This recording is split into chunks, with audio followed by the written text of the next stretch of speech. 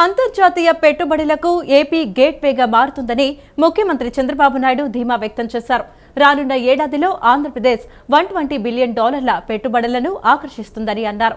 అందుకు అనువుగా రాష్ట్రంలో విధానాలకు రూపకల్పన చేశామని సీఎం స్పష్టం చేశారు. రాష్ట్రానికి వచ్చే పెట్టుబడులు ప్రాజెక్టులకు తాను సమన్వయకర్తగా ఉంటారన్నారు. సుదీర్ఘ తీర ప్రాంతంతో పాటు చమురు, గ్యాస్, ఫుడ్ ప్రాసెసింగ్, మైనింగ్, పర్యాటకం, ఆతిథ్యం ఇలా వేర్వేరు రంగాల్లో పెట్టుబడులకు ఆంధ్రప్రదేశ్లో అపారమైన అవకాశాలు ఉన్నాయని ఆయన స్పష్టం చేశారు. విజయవాడలోని ఓ హోటల్లో యునైటెడ్ అరబ్ ఎమిరేట్స్కు చెందిన ఇన్వెస్టోపియా గ్లోబల్ ఏపీ 2025 సదస్సుకు యుఏఈ ఆర్థిక పర్యాటక మంత్రి అబ్దుల్లా బిన్ తౌక్ అల్ మర్రీతో కలిసి ముఖ్యమంత్రి చంద్రబాబు హాజరయ్యారు. వ్యూహాత్మకంగా తూర్పు తీర ప్రాంతంలో ఉన్న ఏపీ ఉత్తర, దక్షిణ భారత్లకు వారధిగా ఉందని సీఎం అన్నారు. భారత్లో ఏపీని సందర్శించిన తర్వాతే ఇతర ప్రాంతాలకు వెళ్లి చూడాలని దావోస్లో యుఏఈ మంత్రి అబ్దుల్లా బిన్ తౌక్ అల్ మర్రీని ఆహ్వానించానని, ఈ మేరకు ఏపీలోని విజయవాడలో ఇన్వెస్టోపియా సదస్సు నిర్వహించినందుకు అబ్దుల్లాకు ధన్యవాదాలు చెప్తున్నానని సీఎం వెల్లడించారు. ప్రతికూలతలు, సవాళ్లు ఉన్న దుబాయ్ని పర్యాటక స్వర్గధామంగా అక్కడి పాలకులు మార్చారని ముఖ్యమంత్రి అన్నారు. దుబాయ్లో ఇంటర్నెట్ సిటీ ఏర్పాటు చేస్తే తాను హైదరాబాద్లో హైటెక్ సిటీ నిర్మించానని అన్నారు. 2021లో ప్రపంచమంతా కరోనా ప్రభావంతో ఇబ్బందుల్లో ఉంటే యుఏఈ విభిన్నంగా ఆలోచించి ఇన్వెస్టోపియాను స్థాపించి ప్రపంచవ్యాప్తంగా పెట్టుబడులకు తలుపులు తెరిచిందన్నారు. 1.1 కోట్ల మంది జనాభా ఉన్న యుఏఈలో 38% మంది భారతీయులు ఉన్నారని వివరించారు.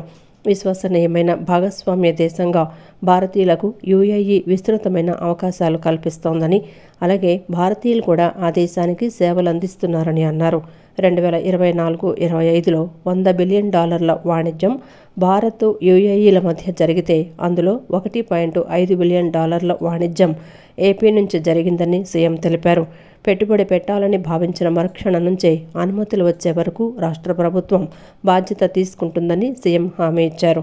అనుమతుల అంశాన్ని ముఖ్యమంత్రి కార్యాలయం నేరుగా పర్యవేక్షిస్తుందన్నారు. I am very happy today to meet all of you. Just now, His Excellency has told very clearly, I met him January in Davos. In that meeting, I request him to come to Andhra Pradesh. If at all you visit, first you come to Andhra Pradesh, then only you can visit other places. Then you will know what is the strength of Andhra Pradesh. He kept his promise. First visit after that, first visit he came to Andhra Pradesh. I really thank him. That is how UAE is maintaining their credibility. I am emphasizing here. If you see UAE as a kingdom, as a nation, different nations are having different advantages. Some of the provinces, they don't have any nations, they don't have any advantages. Always I am jealous of Dubai. 50 degrees temperature and above, and also it is only desert. Today we are all proud they made heaven to live, and also we can make it very proudly. I can say most livable place. That is how they created.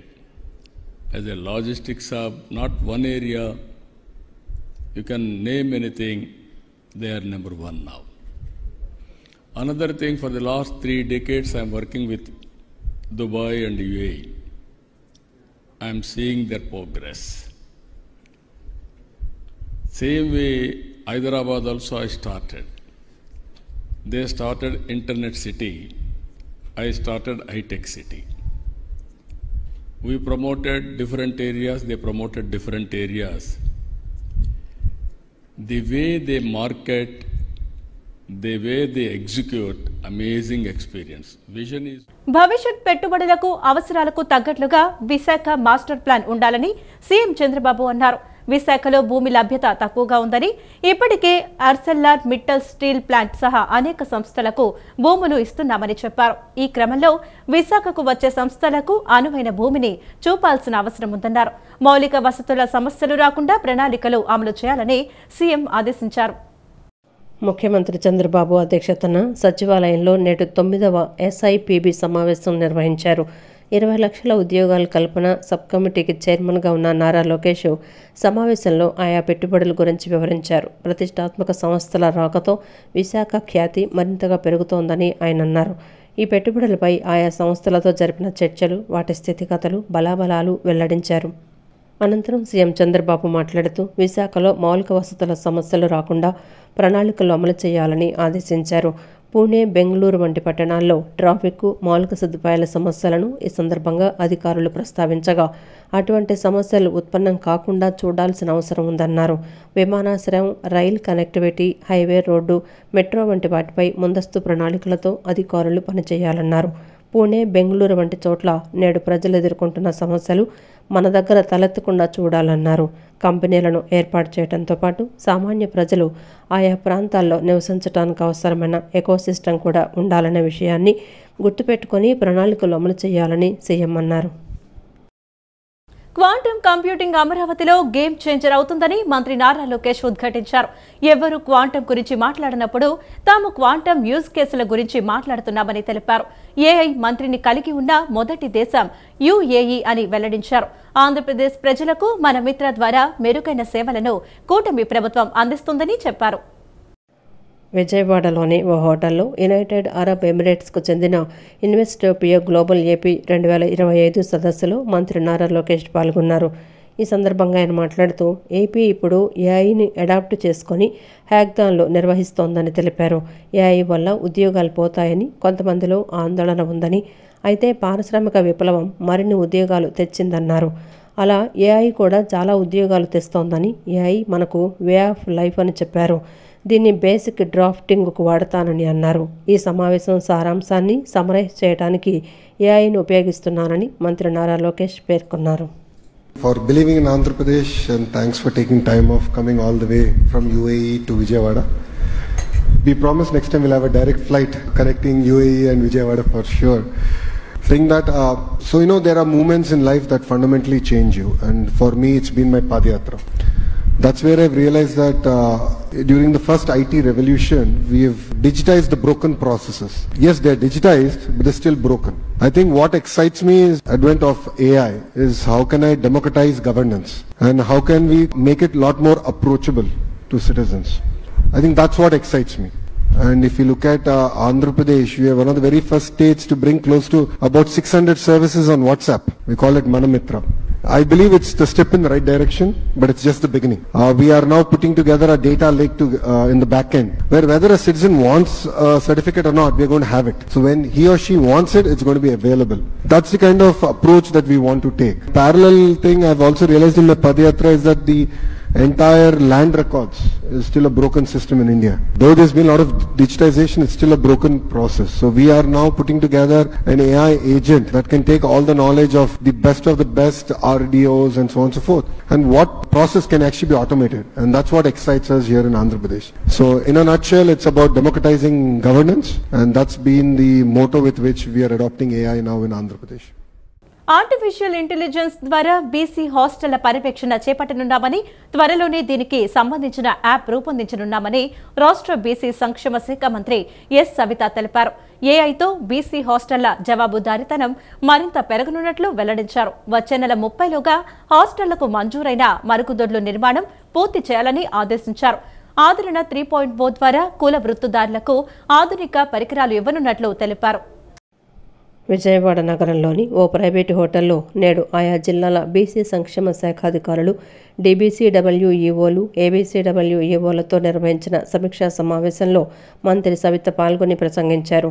ముందుగా BC హాస్టళ్లు, MJP స్కూళ్ల నిర్వహణ తీరుతెన్నులను రాష్ట్ర BC సంక్షేమ శాఖ కార్యదర్శి yes Satyanarayana వివరించారు. అనంతరం మంత్రి సవిత మాట్లాడుతూ బీసీ హాస్టళ్ల నిర్వహణపై ప్రత్యేక దృష్టి సారించాలని ఆదేశించారు. అడ్మిషన్లు పెంచేలా చర్యలు తీసుకోవాలన్నారు. వచ్చే నెల 5వ తేదీలోగా అడ్మిషన్లు పూర్తి చేయాలని స్పష్టం చేశారు. ముఖ ఆధారిత గుర్తింపు ద్వారా విద్యార్థుల హాజరులో ఆటంకాలు ఏర్పడితే ఉన్నతాధికారుల దృష్టికి తీసుకొచ్చి సమస్య పరిష్కరించుకోవాలన్నారు. వచ్చే నెల 5వ తేదీలోగా నిర్దేశించిన లక్ష్యం మేర అడ్మిషన్లు పూర్తి చేయాలని మంత్రి సవిత స్పష్టం చేశారు. బీసీ హాస్టళ్ల అభివృద్ధికి సీఎం చంద్రబాబు నాయుడు అధిక ప్రాధాన్యం ఇస్తున్నారని మంత్రి సవిత తెలిపారు. దీనిలో భాగంగానే గత ప్రభుత్వం పెట్టిన డైట్ బిల్లుల బకాయిలు చెల్లించడమే కాకుండా ఎప్పటికప్పుడు డైట్ బిల్లులు చెల్లిస్తున్నామన్నారు. హాస్టళ్లలో రాత్రి సమయాల్లో హెచ్డబ్ల్యూఓలు ఉండాలని స్పష్టం చేశారు. హాస్టళ్ల పనితీరు మరింత మెరుగుపడాలంటే నిరంతర పర్యవేక్షణ అవసరమన్నారు. మంత్రిగా తాను అన్ని జిల్లాల్లో ఉన్న బీసీ హాస్టళ్లను, ఎంజేపీ స్కూళ్లను ఎప్పటికప్పుడు ఆకస్మిక తనిఖీలు చేస్తున్నట్లు వివరించారు. డీబీసీడబ్ల్యూఈఓలు, ఏబీసీడబ్ల్యూఈఓలు తరచూ హాస్టళ్లను సందర్శించాలని, వీలైతే రాత్రి బస కూడా చేయాలని ఆదేశించారు. ఇందుకు సంబంధించి టూరు డైరీ రూపొందించాలని, ఆ డైరీని ప్రతి నెల 5వ తేదీలోగా రాష్ట్ర కార్యాలయానికి పంపించాలని తెలిపారు. హెచ్డబ్ల్యూఎస్లు రాత్రి సమయాల్లో హాస్టళ్లలో తప్పనిసరిగా బస చేయాల్సిందేనని మంత్రి సవిత స్పష్టం చేశారు. విద్యార్థులను బాధ్యతతో సొంత బిడ్డల మాదిరిగా చూసుకోవాలన్నారు. కొంచెం వాళ్ళకి భయం వస్తుంది. మేము కూడా తిరుగుతున్నాం, గ్రౌండ్కి ఎప్పటికప్పుడు తిరుగుతున్నాం. మేము కూడా, మీరు కూడా ఎన్నిసార్లు ఏం రాజు గారు చూడండి, వాష్రూమ్స్ నాకైతే మీరు కలెక్టర్తోనూ మరి డిపార్ట్మెంట్తో ఫాలోఅప్ చేసుకొని ఆగస్టు 30 శాంక్షన్ అయ్యే వాష్రూమ్స్ అయిపోవాలి. నెక్స్ట్ ఎక్కడైతే ఆర్ఓ ప్లాంట్లు లేవో ఆర్ఓ ప్లాంట్లు కూడా మేము శాంక్షన్ చేస్తున్నాం. ఆర్ఓ డ్రింకింగ్ వాటర్ ప్లాంట్లు కూడా శాంక్షన్ చేస్తున్నాం. మరి అంతేకాకుండా మీరు కూడా ఒక టార్గెట్ పెట్టుకోండి. మీరు టార్గెట్ పెడితే పెద్ద ఇదేం కాదు, ఇష్యూ కాదు. మనకు కావాల్సిన చిన్న చిన్నవి అక్కడ ఉండే లోకల్ లీడర్స్తోనూ, మీరు లోకల్ లీడర్స్ని వెళ్ళి పిలవండి. పిలిస్తే ఖచ్చితంగా సార్ రేపు మా స్కూల్కి రండి సార్ అని పిలిస్తే వాళ్ళు వస్తారు. వాళ్ళకు షాలో ఒక కూలారో 4 మాటలు అంతే కదా, వస్తే ఖచ్చితంగా ఏదో విధంగా వాళ్ళకు చాతనైనంత సహాయం ఖచ్చితంగా చేస్తారు. డోనర్స్ ఉన్నారు. రాష్ట్రంలోని అన్ని వర్గాల ప్రజలకు విద్యుత్ సరఫరాలో ఇబ్బందులు లేకుండా చూడటమే ముఖ్యమంత్రి చంద్రబాబు నాయుడు ఆధ్వర్యంలోని కూటమి ప్రభుత్వ ముఖ్య ఉద్దేశమని రాష్ట్ర ఇంధన శాఖ మంత్రి గొట్టిపాటి రవికుమార్ స్పష్టం చేశారు. విద్యుత్ అంతరాయాలు, వోల్టేజ్ సమస్యల పరిష్కారానికి ప్రత్యేక చర్యలు చేపట్టామన్నారు. అవసరమైన ప్రాంతాల్లో కొత్త సబ్స్టేషన్ల నిర్మాణంతో పాటు అదనపు ట్రాన్స్ఫార్మర్లు, అవసరమైన లైన్లను కూడా ఏర్పాటు చేస్తున్నట్లు మంత్రి వివరించారు. రాజమండ్రి వేదికగా రాబోయే గోదావరి పుష్కరాలకు విద్యుత్ అధికారులు ఇప్పటి నుంచే సిద్ధంగా ఉండాలని మంత్రి ఆదేశాలు జారీ చేశారు. తూర్పుగోదావరి జిల్లా రాజమహేంద్రవరంలో నేడు విద్యుత్ శాఖ అధికారులతో మంత్రి గొట్టిపాటి రవికుమార్ సమీక్ష నిర్వహించారు. ఈ సందర్భంగా మంత్రి పలు అంశాలపై చర్చించి అధికారులకు దిశానిర్దేశం చేశారు. జిల్లాలో జరుగుతున్న పీఎం సూర్యఘర్, పీఎం కుసుమ్ పనులు, ఆర్డీఎస్ఎస్ పనుల పురోగతిని అధికారులను అడిగి తెలుసుకున్నారు. సమీక్షా సమావేశం అనంతరం మంత్రి గొట్టిపాటి మీడియాతో మాట్లాడుతూ విద్యుత్ అంతరాయాలు, లో వోల్టేజ్ సమస్యల పరిష్కారానికి ప్రత్యేక చర్యలు చేపట్టామన్నారు. రాజమండ్రి వేదికగా రాబోయే గోదావరి పుష్కరాలకు విద్యుత్ అధికారులు ఇప్పటి నుంచి సిద్ధంగా ఉండాలని మంత్రి ఆదేశాలు జారీ చేశారు. 5 ఏళ్ల గత ప్రభుత్వ హయాంలో విద్యుత్ శాఖను నిర్వీర్యం చేశారని మంత్రి గొట్టిపాటి రవికుమార్ ఆరోపించారు. విద్యుత్ శాఖపై కొందరు అపోహలు సృష్టించి గందరగోళం చేస్తున్నారని మండిపడ్డారు. కూటమి ప్రభుత్వం ఏర్పడిన తర్వాత ఇప్పటివరకు 75,000 వ్యవసాయ కనెక్షన్లు ఇచ్చామని మంత్రి తెలిపారు. రైతులపై కూటమి ప్రభుత్వానికి ఉన్న చిత్తశుద్ధికి ఇదే నిదర్శనమన్నారు. విద్యుత్ ఇబ్బందులు లేకుండా ఉండేందుకు అవసరమైతే అదనపు సిబ్బందిని కూడా నియమిస్తామని స్పష్టం చేశారు. పారిశ్రామిక వ్యాపార ప్రాంతాల్లో వచ్చిన ఫిర్యాదులు, సమస్యలపై వెంటనే తనిఖీలు చేసి పరిష్కరించే విధంగా చర్యలు చేపట్టామని తెలిపారు. అదేవిధంగా శాఖాపరమైన, నిర్వహణాపరమైన ఇబ్బందులు ఏమైనా ఉంటే తమ దృష్టికి తీసుకువస్తే వెంటనే పరిష్కరిస్తామని విద్యుత్ శాఖ సిబ్బందికి మంత్రి గొట్టిపాటి హామీ ఇచ్చారు. సర్వనాశనం చేశారు. ఇప్పుడు మేము కరెంట్ బిల్ పెంచకుండా స్టేబుల్గా ఓవర్ ఛార్జెస్ మెయింటైన్ చేసుకుంటా డెవలప్మెంట్ కూడా డబ్బులు ఖర్చు పెట్టాలి. ఇప్పుడు సబ్స్టేషన్ కట్టాలన్నా, 220 కట్టాలన్నా, 400 కట్టాలన్నా, 33 kV కట్టాలన్నా, plus agriculture lines, agriculture transformers ఇట్లాంటివన్నీ కూడా చేసుకుంటూ వెళ్తాం. ఒక్క వ్యవసాయ కనెక్షన్లే ఈ ప్రభుత్వం వచ్చిన తర్వాత 75,000 వ్యవసాయ కనెక్షన్లు ఇచ్చాం.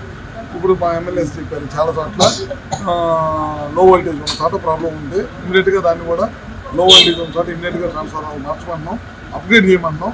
ఎక్కడ కూడా ప్రాబ్లం లేకుండా చేసే కార్యక్రమం చేస్తాం. స్పీడ్ పెరగడం, ఎక్కువ కరెంట్ కాల్చడం అనేది లేదు, అది అప్పు 100%. కొంతమంది కావాలని అపోహని ఎక్కువగా సృష్టిస్తే గందరగోళం చేస్తారు. అందుకని ప్రభుత్వం ఒక నిర్ణయం తీసుకోబోతుంది. ఏంటంటే ఫస్ట్ ఇండస్ట్రీస్కి వెళ్తాం. ఇండస్ట్రీస్కి వెళ్ళి చూసిన తర్వాత కమర్షియల్కి వచ్చిన తర్వాత పబ్లిక్ ముందు చెక్ చేస్తున్నాం. ఒకవేళ పబ్లిక్ సైడ్ కూడా మేము వాళ్ళు అన్నదాన్ని ఏది కూడా తీసి కొట్టేయదలుచుకోవాలి. వాళ్ళు నిజంగా రియల్గా కంప్లైంట్ వచ్చి ఎక్కడైనా ప్రాబ్లం వస్తే దాన్ని కూడా ప్రభుత్వం తీసుకుని పరిశీలిస్తాం. నిజంగా కనుక వాళ్ళు అన్నట్టు కనుక అపోహగా కనుక ఏదైనా ప్రాబ్లం వస్తే కనుక అది మా ప్రభుత్వం మా డిపార్ట్మెంట్ బాధ్యత తీసుకుని దాన్ని సరిచేసే బాధ్యత మాది. కూటమి ప్రభుత్వ ఏడాది పాలన పట్ల ప్రజలందరూ సంతృప్తిగా ఉన్నారని తూర్పు ఎమ్మెల్యే గద్దె రామ్మోహన్ అన్నారు. ఆర్థిక ఇబ్బందులను లెక్క చేయకుండా ప్రజా సంక్షేమ పథకాలను సక్రమంగా అమలు కావడంతో సుపరిపాలనకు తొలి అడుగు కార్యక్రమానికి ప్రజల నుంచి విశేష ఆదరణ లభిస్తుందన్నారు. ప్రజలు ఎలాంటి సమస్యలు ఉన్నా తమ దృష్టికి తీసుకువచ్చి పరిష్కరించేందుకు చక్కని అవకాశమని ఆయన వివరించారు.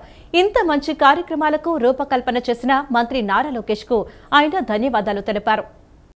తూర్పు నియోజకవర్గ పరిధిలోని 2వ డివిజన్ మాచవరం ప్రాంతంలో సుపరిపాలనకు తొలి అడుగు కార్యక్రమం కొనసాగింది. ఎమ్మెల్యే గద్దె రామ్మోహన్, డివిజన్ అధ్యక్షుడు గాబ్రియల్ ఇతర స్థానిక టీడీపీ నాయకులతో కలిసి ఇంటింటికి పర్యటించారు. ప్రభుత్వ సంక్షేమ పథకాల కరపత్రాలను అందజేశారు. ప్రజలను కలుసుకొని సమస్యలు అడిగి తెలుసుకున్నారు. ఈ సందర్భంగా ఎమ్మెల్యే గద్దె రామ్మోహన్ మాట్లాడుతూ సుపరిపాలనకు తొలి అడుగు కార్యక్రమం 2వ డివిజన్లో 100% నిర్వహించామన్నారు. ఇందుకు కారకులైన టీడీపీ కార్యకర్తలను ఆయన అభినందించారు. ప్రజల దృష్టికి తెచ్చిన సమస్యలను యాప్ ద్వారా ప్రభుత్వం దృష్టికి తీసుకువెళ్లి 24 గంటల వ్యవధిలోనే పరిష్కరిస్తున్నామని తెలిపారు. ఎన్ని ఆర్థిక ఇబ్బందులు ఉన్నప్పటికీ తల్లికి వందనం, ఇతర సంక్షేమ పథకాలను సక్రమంగా అమలు చేయడంతో ప్రజలంతా సంతోషంగా ఉన్నారని వివరించారు. CM Chandrababu, deputy CM Pawan Kalyan, మంత్రి నారా లోకేష్ సారథ్యంలో ప్రజలకు మెరుగైన సేవలు అందించే దిశగా తమ ప్రభుత్వం కృషి చేస్తుందని ఆయన వివరించారు. ఎలాంటి సమస్య ఉన్నా తమ దృష్టికి తెచ్చి పరిష్కరించుకోవాలని ఎమ్మెల్యే గద్దె కోరారు. అనంతరం డివిజన్ అధ్యక్షుడు దాసరి గాబ్రియల్ మాట్లాడుతూ డివిజన్లో సుపరిపాలనకు తొలి అడుగు కార్యక్రమాన్ని 100% విజయవంతం చేసిన పార్టీ శ్రేణులకు ధన్యవాదాలు తెలియజేశారు. పార్టీకే కాదు, పబ్లిక్ కూడా చాలా మేలు జరుగుతోంది. ఇవాళ ఒక సమస్యని చెప్పి మేము అప్లోడ్ చేస్తే మర్నాడు 24-48 గంటల లోపు ఒక గ్రూప్ ఆఫ్ టీమ్ నుంచి ఎంక్వైరీ వస్తూ ఉంది. మీకు పలాంది రాలేదు అని చెప్తున్నారు, ఎందుకు రాలేదు, కారణాలు ఏంటి అని ఇక్కడ మన అడగటమే కాకుండా తర్వాత గవర్నమెంట్లో కూడా దాని గురించి పరీక్ష చేసి వారికి వచ్చేటట్టు చేయడానికి ప్రయత్నం చేస్తున్నారు. అంటే ఇది ప్రజలకి ఎంత అవసరం అనేది చెప్తాను. నాకు ఇల్లు కావాలని అడిగితే దానికి కావాల్సిన ఏర్పాట్లు ఏ విధంగా చేయాలనేది ఆలోచన చేస్తున్నాను. ఒక పెన్షన్ రాలేదని చెప్తే దానికి కావాల్సిన విధంగా వాళ్ళు చెప్తా ఉన్నారు. సో అందువల్ల ఈ కార్యక్రమం ఒక పార్టీకే కాదు, నాయకులకి ఒక ఎక్సర్సైజే కాదు, పబ్లిక్ ఉపయోగపడే కార్యక్రమంగా తీర్చిదిద్దిన నారా లోకేష్ బాబు గారికి కూడా నేను మనస్ఫూర్తిగా అభినందనలు తెలియజేస్తున్నాను.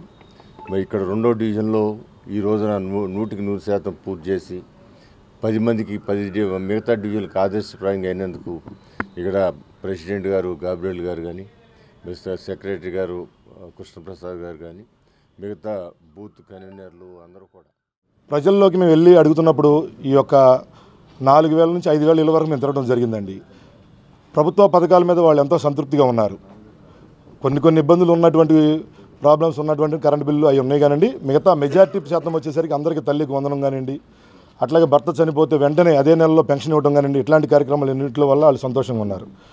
అలాగే మా యొక్క 2వ డివిజన్లో ఈ యొక్క కార్యక్రమాన్ని మాకు దిగ్విజయంగా జరగడానికి సహకరించిన ప్రతి ఒక్క బూత్ ఏజెంట్ గారికి, కన్వీనర్కి, మా సెక్రటరీ గారికి, అట్లాగే మా ముందుండి నడిపించిన ఒక క్లస్టర్ ఇన్ఛార్జ్ రవి గారికి అందరికీ మరొకసారి ధన్యవాదాలు తెలుపుకుంటూ సెలవు తీసుకుంటాం. కార్మికుల సామాజిక ఆరోగ్య భద్రతే లక్ష్యంగా నూతన ఆరోగ్య బీమా పథకంతో కార్మికుల జీవితాలకు ధీమా కల్పిస్తున్నామని ఈఎస్ఐసి ప్రాంతీయ డైరెక్టర్ ఎం రామారావు పేర్కొన్నారు. ఈ పథకాన్ని కర్మాగారాలు, సంస్థల యాజమాన్యాలు, ఉద్యోగులు, కార్మికులు స్వచ్ఛందంగా సద్వినియోగం చేసుకోవాలని సూచించారు. ప్రస్తుతం రాష్ట్రంలో మొత్తం 69,632 కర్మాగారాలు, సంస్థలు నమోదయ్యాయని, దాదాపు 14 లక్షల మంది ఉద్యోగులు ఈ పథకం కింద ఉన్నారని ఎం రామారావు వివరించారు. కార్మికుల సామాజిక ఆరోగ్య భద్రత లక్ష్యంగా నూతన స్ప్రీ ఆరోగ్య బీమా పథకంతో కార్మికుల జీవితాలకు ధీమా కల్పిస్తున్నామని, ఈ పథకాన్ని కర్మాగారాలు, సంస్థల యాజమాన్యాలు, ఉద్యోగులు, కార్మికులు స్వచ్ఛందంగా సద్వినియోగం చేసుకోవాలని ఈఎస్ఐసి ప్రాంతీయ డైరెక్టర్ ఎం రామారావు కోరారు. విజయవాడ గుణదలలోని సంస్థ కార్యాలయంలో యజమానులు ఉద్యోగుల రిజిస్ట్రేషన్ ప్రమోషన్ పథకం ప్రచార సామగ్రిని ఈఎస్ఐసి ప్రాంతీయ డైరెక్టర్ ఎం రామారావు అధికారులతో కలిసి ఆవిష్కరించారు. అనంతరం జరిగిన మీడియా సమావేశంలో ఆయన మాట్లాడుతూ కార్మిక రాజ్య బీమా సంస్థ 196వ సమావేశంలో స్ప్రీ పథకానికి ఆమోదం లభించిందని, ఈ పథకాన్ని ఉపయోగించుకుంటూ కర్మాగారాలు, సంస్థలు స్వచ్ఛందంగా నమోదుకు ముందుకు రావాలని సూచించారు. ఈ పథకం ద్వారా యజమాని ప్రకటించిన తేదీ నుంచి రిజిస్ట్రేషన్ చెల్లుబాటు అయ్యేదిగా పరిగణించడం జరుగుతుందని, రిజిస్ట్రేషన్ ముందు కాలానికి ఎలాంటి కాంట్రిబ్యూషన్ లేదా ప్రయోజనం వర్తించదన్నారు. రిజిస్ట్రేషన్ ముందు కాలానికి ఎలాంటి తనిఖీ లేదా గత రికార్డుల కోసం డిమాండ్ చేయడం జరగదన్నారు. జరిమానాల భయాన్ని తొలగించడంతో పాటు రిజిస్ట్రేషన్ ప్రక్రియను సరళీకృతం చేసినట్లు వివరించారు. ఈ పథకం రాకముందు నిర్దిష్ట సమయంలోపు నమోదు చేసుకోకపోతే చట్టపరమైన చర్యలు, పాత బకాయిల డిమాండ్ తలెత్తే పరిస్థితి ఉండేదని, ఇప్పుడు ఈ స్ప్రీ పథకంతో ఆ అడ్డంకులు తొలగాయని, ఇప్పటి వరకు నమోదు కాని కర్మాగారాలు, సంస్థలు తమ కార్మికులను ఈఎస్ఐ పరిధిలోకి తీసుకొచ్చేందుకు ఈ పథకం వీలు కల్పిస్తోందని, త్వరితగతిన నమోదు చేసుకోవాలని సూచించారు. ప్రస్తుతం రాష్ట్రంలో మొత్తం 69,632 కర్మాగారాలు, సంస్థలు నమోదయ్యాయని, దాదాపు 14 లక్షల మంది ఉద్యోగులు ఈ పథకం కింద ఉన్నారని ఎం రామారావు వివరించారు. ఒకవేళ ఏదైనా ఉద్యోగికి ఏమైనా ఇంట్లో ఉండవలసిన అవసరం వస్తే అనారోగ్యం వల్ల వాళ్ళకు కూడా ఇంట్లో ఉన్నప్పుడు 70% ఆఫ్ ది శాలరీ ఇవ్వడం జరుగుతుంది. అలానే డిసేబుల్మెంట్ బెనిఫిట్, దీని ప్రకారం ఎవరైనా ఎంప్లాయీకి ఏమైనా ఎంప్లాయ్మెంట్లో ఉన్నప్పుడు డిజబిల్మెంట్ అయితే అది టెంపరీ కావచ్చు, పర్మనెంట్ కావచ్చు, 90% of the salary ESI pay చేస్తుంది. డిపెండెంట్ బెనిఫిట్, దీని ప్రకారం ఏదైనా ఎంప్లాయ్మెంట్ వల్ల మరణిస్తే వాళ్ళకి 90% ఆఫ్ శాలరీ వాళ్ళ బెనిఫిట్ వాళ్ళ డిపెండెంట్స్కి పే చేయడం జరుగుతుంది వాళ్ళ లైఫ్ లాంగ్. అలానే మెటర్నిటీ బెనిఫిట్, ఒక లేడీ ఎంప్లాయీ 180 డేస్ వరకు శాలరీ ఇవ్వడం జరుగుతుంది లీవ్లో ఉన్నప్పుడు, మెటర్నిటీ లీవ్లో ఉన్నప్పుడు. ఇందులో అన్ని రకాల ఎంప్లాయీస్ కవర్ అవుతారండి. కాంట్రాక్ట్ అని, టెంపరీ అని, పర్మనెంట్ అని ఏం డిఫరెన్షియేషన్ ఉండదు, అందరు ఎంప్లాయీస్ కవర్ అవుతారు. తర్వాత డే 1 నుంచి అన్ని బెనిఫిట్స్ వస్తాయి. సో దీనికి అప్పర్ ఏజ్ లిమిట్ ఏమీ లేదు, ఏ ఏజ్ లిమిట్ వరకైనా ఇవ్వడం జరుగుతుంది. అలానే మెడికల్ బెనిఫిట్కి అప్పర్ సీలింగ్ ఉండదు, ఎన్ని లక్షలైనా ఎన్ని కోట్లైనా ఈఎస్ఐ భరించగలదు. అలానే రిటైర్ అయిపోయిన తర్వాత కూడా కేవలం నెలకు 10 రూపాయలు పే చేయడంతో వాళ్ళకి అన్ని రకాల బెనిఫిట్లు ఇవ్వడం జరుగుతుంది. ఇవే కాకుండా ఫ్యూనరల్ ఎక్స్పెన్సెస్ కింద 15,000, కన్ఫైన్మెంట్ ఎక్స్పెన్సెస్ కింద 7,500 ఇవ్వడం జరుగుతుంది. ఇది కాకుండా ఇన్ కేస్ ఏదైనా యూనిట్ మూయబడితే ఆ ఎంప్లాయీస్కి వేరే ఉద్యోగం వచ్చినంత వరకు up to 2 years 50% of the salary ESI pay చేస్తుంది. ఇన్ కేస్ ఆ విధంగా కాకుండా ఎంప్లాయీ వాలంటరీగా మానేసినా సరే అటల్ బీమిత్ వ్యక్తి కళ్యాణ్ యోజన కింద వాళ్ళకి 90 days వరకు 50% ఆఫ్ శాలరీ పే చేయడం జరుగుతుంది. ఒక మంచి ఆశయంతో భారత చైతన్య యువజన పార్టీని స్థాపించామని, 2023 నుంచి ప్రజల సమస్యల కోసం పోరాటం చేస్తున్నామని ఆ పార్టీ అధ్యక్షులు బోడే రామచంద్ర యాదవ్ అన్నారు. వైసీపీ ప్రభుత్వం తమపై కేసులు పెట్టి ఇబ్బంది పెట్టిందని, ప్రజల్లోకి వెళ్లకుండా అడ్డుకునే కుట్రలు చేశారని, అయినా బీసీవై పార్టీ వెనుకడుగు వేయకుండా నిలిచిందన్నారు. ప్రజలకు అండగా ఉంటూ సమస్యల పరిష్కారం కోసం పోరాటం చేస్తామని తెలిపారు. కూటమి ప్రభుత్వం సూపర్ 6 అమలు చేయకుండా మోసం చేస్తుందన్నారు. బడుగు బలహీన వర్గాల కోసం బీసీవై పార్టీ పోరాటం చేస్తుందని, ప్రజలకు అండగా ప్రభుత్వం మోసాలకు వ్యతిరేకంగా తమ కార్యాచరణ ఉంటుందన్నారు. భారత చైతన్య యువజన పార్టీ బీసీవై ఆవిర్భావ వేడుకలు నగరంలో ఘనంగా జరిగాయి. బీసీవై పార్టీ ద్వితీయ వార్షికోత్సవం సందర్భంగా నగరంలోని లెమన్ ట్రీ హోటల్ నుంచి గురునానక్ రోడ్డులోని ఎన్ఏసీ కళ్యాణ మండపం వరకు ర్యాలీ నిర్వహించారు. ర్యాలీ అనంతరం ఎన్ఏసీ హాల్లో నిర్వహించిన సభలో పార్టీ అధ్యక్షులు బోడే రామచంద్ర యాదవ్ పాల్గొన్నారు. సభకు ఏపీ, తెలంగాణలోని వివిధ జిల్లాల అధ్యక్షులు, నాయకులు, కార్యకర్తలు పెద్ద ఎత్తున హాజరయ్యారు. ఈ సందర్భంగా బోడే రామచంద్ర యాదవ్ మాట్లాడుతూ బీసీవై పార్టీ బడుగు బలహీన వర్గాల కోసం ఆవిర్భవించిందని అన్నారు. ప్రధాన పార్టీలు కొంతమంది ఆధిపత్యంతో నడుస్తున్నాయని, కాంగ్రెస్ హవా నడుస్తున్న సమయంలో బీసీలకు అండగా ఉంటామని టీడీపీ ఆవిర్భవించి 9 నెలల్లో అధికారంలోకి వచ్చిందని, పేదలకు 2 రూపాయల కిలో బియ్యం ఎన్టీఆర్ ఇచ్చారన్నారు. ఆ తర్వాత హైదరాబాద్లో భూములు, భూస్వాములకు కట్టబెట్టారని, చంద్రబాబు సీఎంగా కూడా పెట్టుబడిదారులకు పట్టం కట్టారని చెప్పారు. వైఎస్ఆర్ కాంగ్రెస్ పార్టీ అధికారంలోకి వచ్చిన తర్వాత జగన్మోహన్ రెడ్డి సీఎంగా దారుణమైన పాలనతో దోచుకున్నారన్నారు. ఆ 2 కులాలే ఆధిపత్యంతో బీసీలను తొక్కేశారని, మురళీ కమిషన్ బీసీల పరిస్థితిపై అధ్యయనం చేసిందన్నారు. విద్య, ఉద్యోగంతో పాటు చట్టసభల్లో 44% రిజర్వేషన్ బీసీలకు ఇవ్వాలని సూచన చేసిందని, 1994 నుంచి నేటి వరకు ఇది ఎవరూ అమలు చేయలేదన్నారు. జగన్మోహన్ రెడ్డి బీసీలను కులాల వారీగా విడగొట్టి ఐక్యత దెబ్బతీశారని, కార్పొరేషన్ను ఏర్పాటు చేసి నిధులివ్వకుండా మోసం చేశారన్నారు. ప్రజలను హింసించే పార్టీలకు బుద్ధి చెప్పాల్సిన అవసరం ఉందన్నారు. బడుగు బలహీన వర్గాల కోసం బీసీవై పార్టీ పోరాటం చేస్తుందని, ప్రజలకు అండగా ప్రభుత్వం మోసాలకు వ్యతిరేకంగా తమ కార్యాచరణ ఉంటుందని తెలిపారు.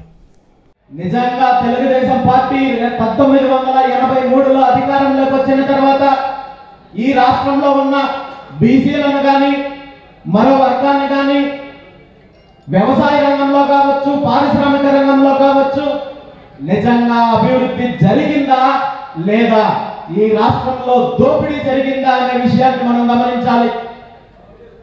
ఆనాడు అధికారంలోకి వచ్చిన ఎన్టీ రామారావు గారు పేదలకు 2 రూపాయల కిలో బియ్యం ఇస్తామని చెప్పి పేదలకు మాత్రం 2 రూపాయల కిలో బియ్యం ఇచ్చారు. కానీ ఈ రాష్ట్రానికి సంబంధించిన లక్షలాది కోట్ల విలువైన భూములు, హైదరాబాద్ నడిపొట్టులో ఉన్న వేలాది ఎకరాల భూములను వాళ్ళ సామాజిక వర్గానికి దోచిపెట్టే కార్యక్రమం చేశారు. స్టూడియోల పేరుతో, అభివృద్ధి పేరుతో వేల ఎకరాలు ఈరోజు హైదరాబాద్ లో ఉన్న భూములన్నింటినీ కూడా వాళ్ళ సొంత సామాజిక వర్గానికి కట్టబెట్టే ప్రయత్నం చేశారు. పశ్చిమ ఎమ్మెల్యే సుజనా చౌదరిపై వైసీపీ నేత పోతిన మహేష్ చేసిన వ్యాఖ్యలను కూటమి కార్పొరేటర్లు ఖండించారు. 45వ డివిజన్ సీతారా సెంటర్లో ఫుడ్ కోర్ట్ ఏర్పాటుపై పోతిన మహేష్ చేసిన వ్యాఖ్యల పట్ల అభ్యంతరం వ్యక్తం చేశారు. వాస్తవానికి ఈ ఫుడ్ కోర్టుకు 2 ఏళ్ల క్రితమే అనుమతులు వచ్చాయని, అనుమతులు వచ్చిన సమయంలో అధికారంలో ఉన్నది వైసీపీ ప్రభుత్వమేనని స్పష్టం చేశారు. గతంలోనే నేషనల్ హైవేను ఆనుకుని అనధికారికంగా అడ్డగోలుగా అక్కడ చాలా మంది వ్యాపారాలు చేస్తున్నారని, వారి నుంచి పోతిన మహేష్ కు ఏమైనా ముడుపులు అందాయేమోనని వారు సందేహం వ్యక్తం చేశారు. అభివృద్ధిని అడ్డుకోవడం కోసమే పోతిన మహేష్ ఫుడ్ కోర్ట్, బార్లు, మందు షాపులంటూ నోటి దురుసు మాటలు మాట్లాడుతున్నాడన్నారు. నియోజకవర్గంలో అభివృద్ధిని చూసి ఓర్వలేకే పోతిన మహేష్ ఇలాంటి వ్యాఖ్యలు చేస్తున్నారని వారు ఆరోపించారు. పోతుల మహేష్ గారు సొంత లాభానికి బయటకు వస్తారు తప్ప ఏనాడు కూడా ఆయన జనాలకి బాగవుతుంది అంటే బయటికి రాని వ్యక్తి. నిన్న వచ్చి ఎమ్మెల్యే గారిని దూషించారు. అక్కడ పర్సనల్ బెనిఫిట్ అంటున్నారు. ఆ ఒక్క పర్సనల్ బెనిఫిట్ మీకు కలిగి ఉంటుంది. నిన్న ఆ ప్రెస్ మీట్ ఇస్తే మీకు ఆ పర్సనల్ బెనిఫిట్ అనేది వస్తుంది అనుకుంటా. అందుకని నిన్న ప్రెస్ మీట్ పెట్టారు. ఏ రకంగా కూడా ఎమ్మెల్యే గారికి ఇన్వాల్వ్మెంట్ లేని దాంట్లో ఎమ్మెల్యే గారిని 1కి 10 సార్లు ఆయన సొంత లాభం అన్నారు. ఏ రకంగా లాభం ఉంటుందో మీకు ఉంటుందేమో కానీ ఆయనకు దాంతో లాభం కూడా ఏమి ఉండదండి. ఇంకా ఆయన పర్సనల్ ఫండ్స్, ఆయన పర్సనల్గా ఉన్న ఫౌండేషన్స్ ద్వారా ప్రజల్లోకి వస్తున్నారు. వాళ్ళకని చాలా వరకు సంక్షేమాలు అందజేస్తున్నారు. అంతేగాని ఆయన పర్సనల్ బెనిఫిట్ ఎక్కడా లేదు. ఆయన ఎక్కడైనా డెవలప్మెంట్కి చూస్తున్నారే తప్ప పర్సనల్గా ఎక్కడా కాదు. కాబట్టి మీ వ్యాఖ్యలు అనేవి మేము ఖండిస్తున్నాము తీవ్రంగా. మీరు ఏది మాట్లాడినా మేము కౌంటర్ ఇవ్వడానికి రెడీగా ఉన్నాం. బీజేపీ తరఫున మేము స్థానికంగా మున్సిపల్ కార్పొరేషన్లో ఏమి జరుగుతున్నాయో ప్రతిదానికి ఆన్సర్ ఇవ్వడానికి మేము రెడీగా ఉన్నాం. మీరు ఒకటి గమనించండి, అక్కడున్న స్థానిక కార్పొరేటరు, తెలుగుదేశం కార్పొరేటరు ఆవిడ పెట్టలేదు ఈ ప్రపోజలు. ఎవరు చేతులు మారలేదు, ఏ డబ్బు ప్యాకేజీలు మారలేదు. అంతకుముందు మీరున్నప్పుడు మీ స్నేహితుడు వెల్లంపల్లి శ్రీనివాసరావు గారు ఉన్నప్పుడు ఏమన్నా మారినాయేమో మీరు అడగండి. ఇక్కడ మాత్రం అది ప్రపోజల్ ఇప్పుడుది కాదు, 2023ది. మీరు రాత్రిపూట ఫుడ్ కోర్టుకి గంజాయి బ్యాచ్ వచ్చేస్తారు అయ్యొస్తారని మల్లాది విష్ణు గారు ఎమ్మెల్యేగా ఉన్నప్పుడు బీఆర్టీఎస్ రోడ్లో ఫుడ్ కోర్టు పెట్టారు. మరి అప్పుడు గంజాయి బ్యాచ్ రాలేదా, బ్లాడ్ బ్యాచ్ రాలేదా? ఇప్పుడే వస్తారా కొత్తగా?